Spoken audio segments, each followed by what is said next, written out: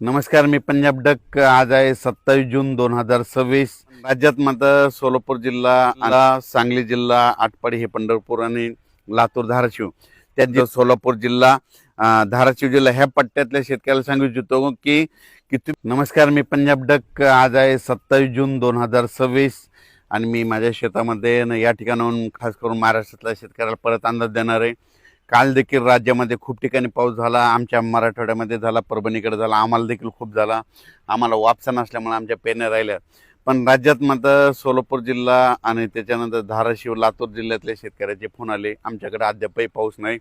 तर सोलापूर जिल्हा, सांगली जिल्हा, आटपाडी हे पंढरपूर आणि लातूर धाराशिव त्या जिल्ह्यातल्या शेतकऱ्याला सांगू इच्छितो की आज 27-28च्या दरम्यान म्हणजे ह्या 3 दिवसामध्ये तुमच्याकडे पाऊस येणार आहे, म्हणून हा अंदाज लक्षात यायचा. तर त्याच्यानंतर म्हणजे हे पाऊस काय होईल हे तुम्हाला 2-3 दिवस पडेल. त्याच्यानंतर मग थोडा रिमझिम स्वरूपाचा असा काही येत नाही, म्हणून तुम्ही अंदाज लक्षात यायचा.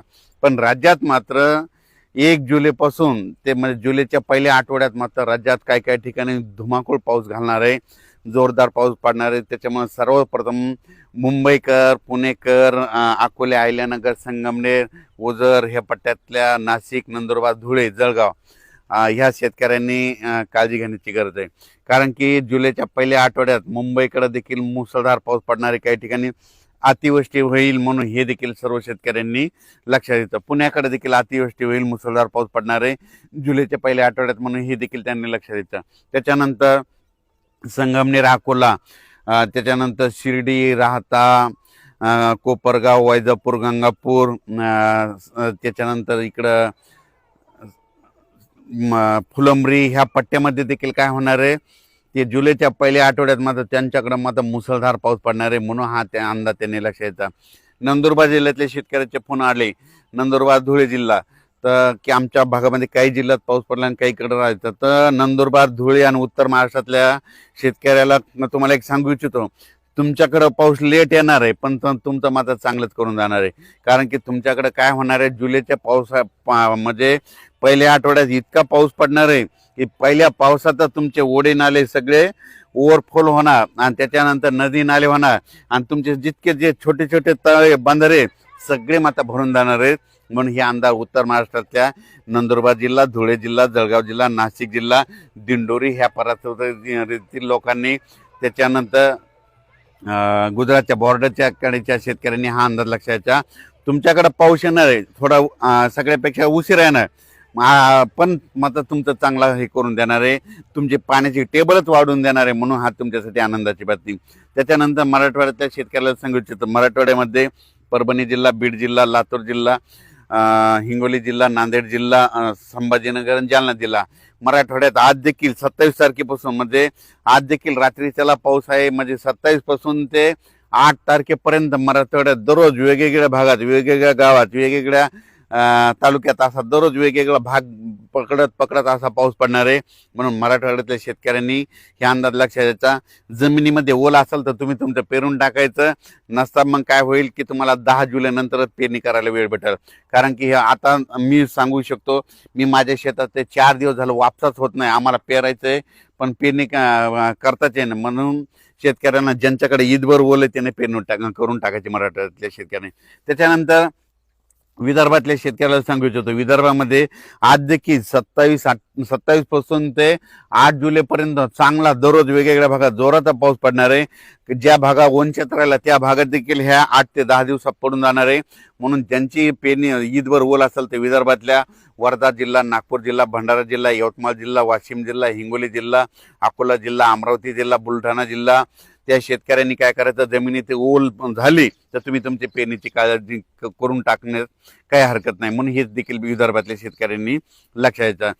पण राज्यात सांगायचं झालं तर म्हणजे 1 जुलै ते 8 जुलैच्या दरम्यान मी म्हणलं होतं ना, जुलैमध्ये पहिल्या आठवड्यात राज्यात पाऊस खूप पडणार आहे. मग सगळ्यात जास्त पाऊस मुंबईकडे पडणार आहे, पुण्याकडे पडणार आहे, संगमनेर, अकोला, ओझर, विघ्नर कारखान्याच्या परिसरामध्ये मुसळधार, अतिमुसळधार पाऊस पडणार आहे.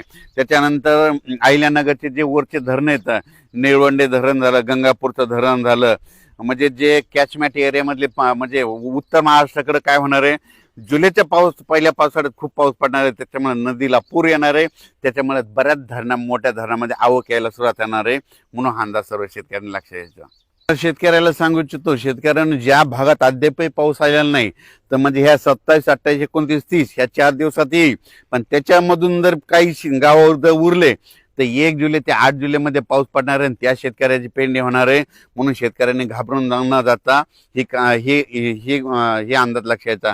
आणि त्याच्यानंतर सोलापूर जिल्ह्यासाठी धाराशिव, लातूर आणि सांगली, बारामती ह्या पट्ट्यातल्या शेतकऱ्याला सांगू इच्छितो, तुमच्याकडं आज म्हणजे 27 तारखेला आज बऱ्याच भागात पाऊस पडणार आहे, पण 28, 29, 30च्या दरम्यान पुन्हा काय होणार आहे, आणखीन थोडा भाग कव्हर करणार आहे.